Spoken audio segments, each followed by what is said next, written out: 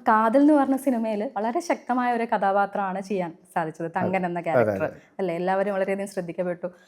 തങ്കൻ എന്ന ക്യാരക്ടറിൻ്റെ അതായത് ആ ഒരു നിശബ്ദത പോലും സംസാരിച്ചു എന്നാണ് പറയുന്നത്. നിശബ്ദമായ നോട്ടം പോലും അത്രയും ശ്രദ്ധിക്കപ്പെട്ട വളരെ മനോഹരമായ ഒരു ക്യാരക്ടറായിരുന്നു അല്ലേ? നന്നായി ചെയ്യാൻ സാധിച്ചു. മമ്മൂക്കയോടൊപ്പമുള്ള ആ ഒരു സന്ദർഭം ഒന്ന് വിശദീകരിക്കാമോ? അഭിനയം കൂടെ അഭിനയിച്ച ഒരു അല്ല, മമ്മൂക്കയുടെ കൂടെ എനിക്ക് ഞാൻ പാലേരി മാണിക്യം എന്ന സിനിമയിൽ കൂടെയാണ് മമ്മൂക്കയുടെ ആദ്യമായിട്ട് അഭിനയിക്കുന്നത്. അത് അതിൻ്റെ ബിഫോറായിട്ടാണ് ആക്ടിംഗ് വർക്ക്ഷോപ്പിൽ മമ്മൂക്ക വന്നിട്ടുണ്ടായിരുന്നു. അങ്ങനെ മമ്മൂട്ടിയുടെ മുന്നിൽ ആദ്യം ആ രീതിയിൽ ഞങ്ങളൊരു വർക്ക്ഷോപ്പിൻ്റെ ഭാഗമായിട്ടൊന്ന് പ്രസൻറ്റ് ചെയ്തിട്ടുണ്ടായത്. അങ്ങനെ ചെറിയൊരു പോർഷൻ. പിന്നെ കൂടെ അഭിനയിക്കുന്ന 13 ദിവസം മമ്മൂടെ കൂടെ ഞാൻ ഉണ്ടായിരുന്നു പാലേരി മാണിക്യം. സിനിമ വന്ന് നോക്കുമ്പോൾ ഞാൻ ഒന്നുമില്ല. ആദ്യമായിട്ട് ഞാൻ മമ്മൂക്കയുടെ കൂടെ ഡയലോഗ് പറഞ്ഞ് അഭിനയിച്ചു പാലേരി മാണിക്യത്ത് തന്നെ. സിനിമ വന്നു പോകുമ്പം ഫൈനൽ എഡിറ്റിൽ സംസാരങ്ങളൊന്നുമില്ലാത്ത അവസ്ഥയിലോട്ട് ക്യാരക്ടർ മാറി. പക്ഷേ മമ്മൂക്കയുടെ ഒത്തുള്ള ആ നിമിഷങ്ങൾ അത് എനിക്ക് എപ്പോഴും അത് നമുക്കൊന്നും പാഴാവില്ല. അത് എക്സ്പീരിയൻസ് ഈസ് എക്സ്പീരിയൻസ്. അത് സിനിമയിൽ വന്നിട്ടില്ലെങ്കിൽ പോലും അതെന്നെ സംബന്ധിച്ച് അതൊക്കെ എനിക്ക് തരത്തിൽ പിന്നെ കാതൽ ചെയ്യുമ്പോൾ ഒക്കെ സപ്പോർട്ടായിട്ടുണ്ട്. ബിക്കോസ് നമുക്ക് കാണുമ്പോൾ തന്നെ പലരും പേടിച്ചിട്ട് അഭിനയിക്കാൻ പറ്റാത്ത സാഹചര്യങ്ങളെ കുറിച്ച് പറയുന്നത് ഞാൻ കേട്ടിട്ടുണ്ട്. ഒരുപാട് ഇൻ്റർവ്യൂവിൽ പലരും പറയുന്നു. എനിക്കത് ഉണ്ടായിട്ടില്ല. അതിൻ്റെ കാരണം എന്താണെന്ന് വെച്ചാൽ ശരിക്കും പറഞ്ഞാൽ നേരത്തെ മമ്മൂക്കയോടൊത്ത് അഭിനയിക്കാൻ 13 ദിവസമൊക്കെ അഭിനയിച്ച പാലേരി മാണിക്യത്തിലെ എക്സ്പീരിയൻസ് അത് ഒരു കാരണമായിട്ടുണ്ടാകും. പിന്നെ ഞാൻ ശേഷം ചെയ്യുന്ന ബാബുട്ടിയുടെ നാമത്തിലാണ്. അതും അന്ന് ഞാൻ ശരിക്കും പറഞ്ഞാൽ മാറി നിൽക്കുകയായിരുന്നു ഒരു എയർപോർട്ട് സീക്വൻസ് എടുക്കുന്ന സമയത്ത്.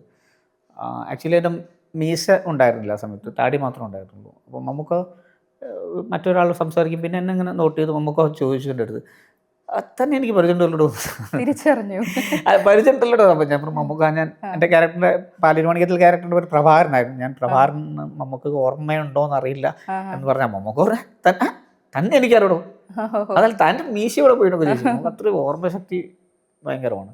അത് നമുക്കെന്താ മമ്മൂക്കയുടെ ഓരോരോ നമ്മളോടൊത്ത് അങ്ങനെ ചിലവഴിക്കുന്ന ഓരോ നിമിഷം ഒരു ആക്ടറിൻ്റെ രീതിയിൽ അത് നമുക്ക് ഭയങ്കര ആത്മവിശ്വാസം തരും.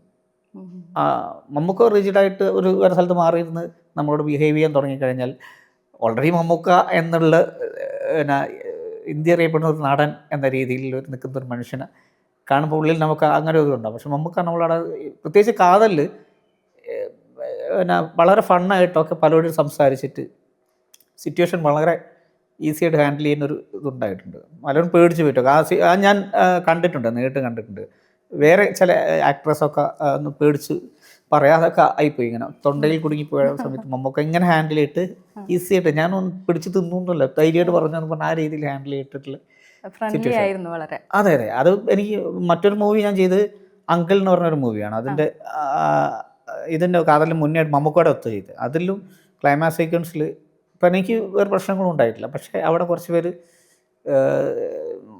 ഡയലോഗ് ഉടക്കി പോയപ്പോഴൊക്കെ മമ്മൂക്ക ഈസി ആയിട്ട് ഹാൻഡിൽ ചെയ്ത് അവർ തിരിച്ചിങ്ങോട്ട് കൊണ്ടുവന്നു ആ സീനിലോട്ട്. അങ്ങനെയൊക്കെ ഉണ്ടായിട്ടുണ്ട്. അതുപോലെ സ്പെഷ്യൽ സപ്പോർട്ടിംഗ് ആക്ടറിനുള്ള അവാർഡ് കാതലിനുണ്ടായിരുന്നു. സപ്പോർട്ടിംഗ് ആക്ടറല്ല, സപ്പോർട്ടിംഗ് ആക്ടർ വിജയരാമൻ സാറാണ്.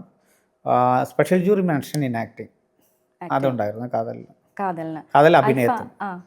ഐഫ അവാർഡ് ബെസ്റ്റ് സപ്പോർട്ടിംഗ് ആക്ടർ ആയിട്ടുണ്ടായിരുന്നു. അബുദാബി വെച്ചിട്ടായിരുന്നു ഫംഗ്ഷൻ. അത് വളരെ സന്തോഷമുള്ള ഒരു കാര്യമായിരുന്നു.